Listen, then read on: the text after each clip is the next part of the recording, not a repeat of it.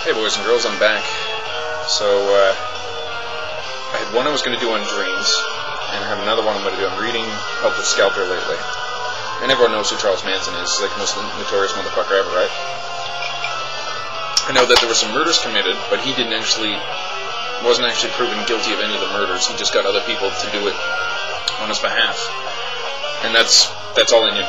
But reading this book, man, I think Charles Manson is probably the guy I hate the most in the entire fucking world. I hate this guy so much. Anyway, upon reading this book, it's the details that it's a co-author plus the guy who is the prosecutor, whatever the fuck you call it, against Charles Manson. So what happens is Manson had a shitty upbringing, of course. It's also rumored that he might be half black, like his father might be black, so it's kind of weird about the later details, but anyway, it's kind of strange. His mother was like a junkie, and he ended up in jail a lot. Like, they should have seen it, because he was like, in his youth, it was all like breaking and enters, it was always like armed robbery, it was like fucking Grand Theft Auto, and he just kept getting released, like, with no kind of penalty, so all of a sudden he's being taught that he can get away with fucking anything, and there's no penalty, like, fuck it.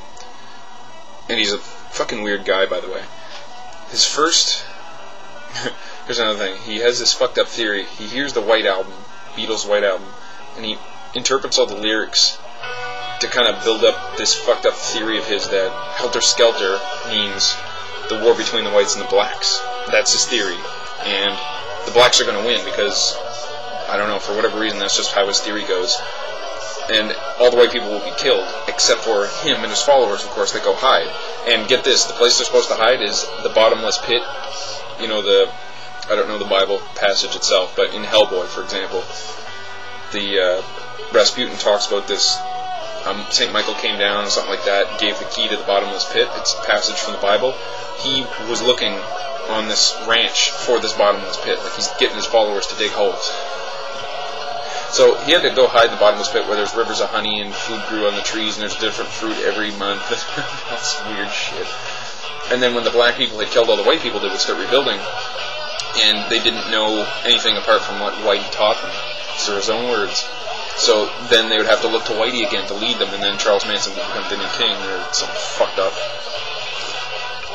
Often refers to himself as Jesus and the devil and all these other fucking... Anyway, that's his bag. So to get people to do what he wanted, he would put LSD, like, he'd give out drugs, of course, because he was like this, you know, psychological, philosophical guru, weirdo type deal. Hung out with, he had connections to the Beach Boys. I think it was the drummer of the Beach Boys or something like that. And he used LSD to brainwash people because you're very open to suggestions when you're really tripping, I guess. He would take a smaller dose so that he would remain in control. And he would basically... The guy's fucked up. Because if he wanted you to... If he found out you were hung up on something, like, if you were afraid of... He uses it, for example, if you're grossed up by homos, he would make you do homoerotic acts to totally get the inhibitions away. And, like, anything. Whatever it was, he would get you to do it. And just for example, he's like, I'm going to show you guys I have no inhibitions, and he blew a 13-year-old kid. Like, fucking just weird. His first few sexual encounters were like, you know, in juvie or whatever, he puts a knife to a guy's throat and fucking sodomizes him. Like, the guy's a complete fucking psycho. Anyway, he bilks all these people out of a ton of money because of his family and his connections. Brainwashes all these people, so he's got all these loyal followers that will do fucking anything for him. They reportedly see him do weird things, like he picks up a dead bird and he breathes on it and it flies away. Other weird shit.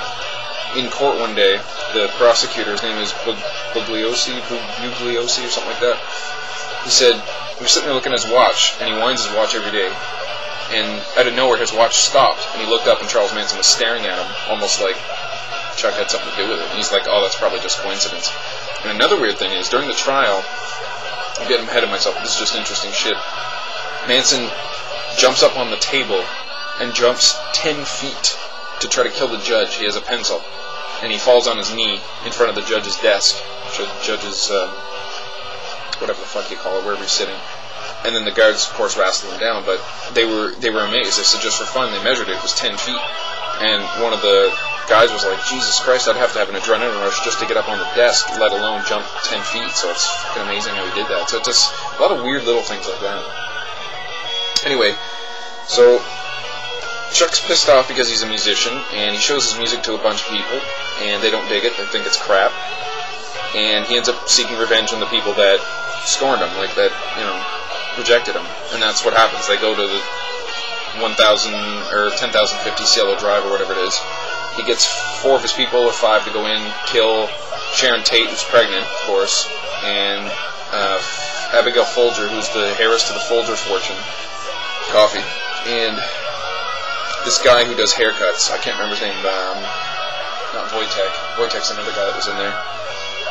But some dude, anyway, that used to do haircuts for all the celebrities, like he was a world-renowned haircut guy, and some other dude. Anyway, they end up killing some kid who was sitting in his car about to leave. They shoot him, they stab these people brutally, they rape Pig on the wall, like, because that's what black people referred to the man. They called them pigs.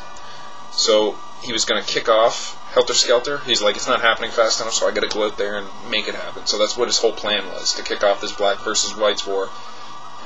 White people lose, he hides in the bottomless pit, and they need his help after, and he becomes the new king.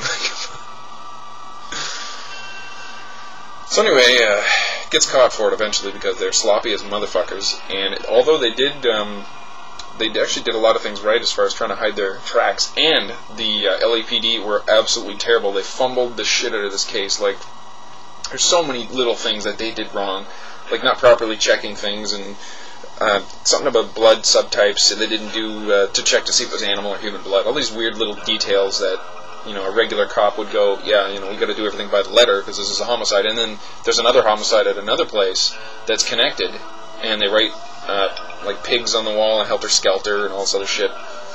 And the 2 murders were done by the same people, so I mean it's one night after another, but 2 different departments were heading them, so they didn't realize that they should have collaborated.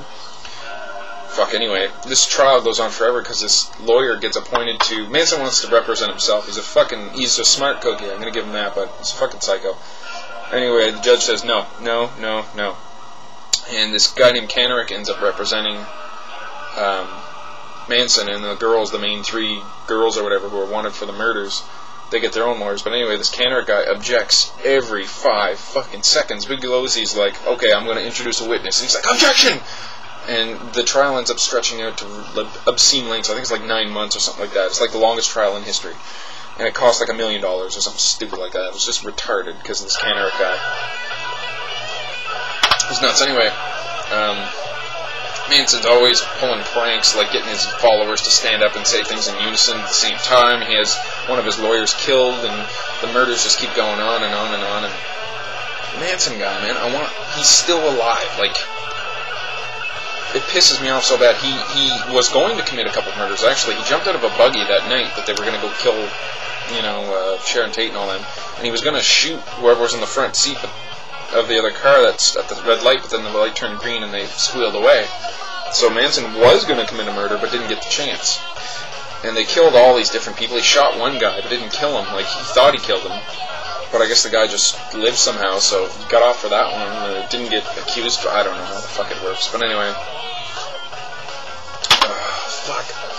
It just blows my mind that, like, even Marilyn Manson, I kind of lose a little respect for him now, because now I realize how sick and fucked up Charles Manson is, and how he was sentenced. He was guilty, of course, found guilty, and the jury that came back with the death sentence was eliminated for like that fucking period, and then shortly afterwards the death sentence got reenacted, and they can't make it retroactive, so they have to go with what they assigned him, which is just life in prison.